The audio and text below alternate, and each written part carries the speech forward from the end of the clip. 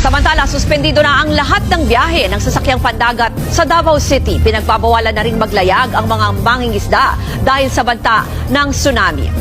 Para bigyan tayo ng detalye live mula sa Davao City, nasa frontline ng balitang yan, si Bril Montalvo. Bril, kamusta ang sitwasyon dyan? May mga inilikas ba? Ruth, normal pa sa ngayon ang sitwasyon ng mga dagat at ilang coastal roads dito sa Davao City kasunod ng inilabas na tsunami advisory ng Department of Science and Technology sa nangyaring magnitude 8.7 na lindol sa Russia kaninang umaga. Sa ating ngang pag-iikot kanina sa coastal area sa Barangay Matina dito sa Davao City, may mga residente tayong nakausap na nakatira sa gilid ng dagat na naghahanda ng mag-evacuate kung sakaling magkaroon nga ng tsunami. Ang ilang mangingisda naman ay maagang umalis sa laot.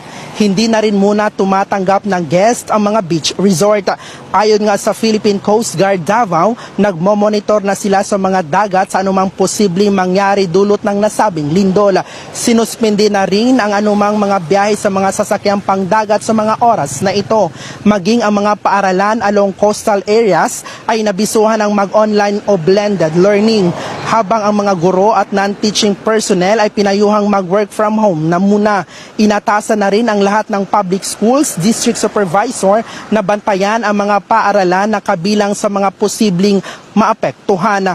Ruth, sa ngayon ay inabisuhan ang lahat ng mga residente na nakatira malapit sa dagat na maging alisto sa anumang posibleng hindi magandang paggalaw sa level ng tubig at kung maaari ay pumunta na sa mga matataas na lugar.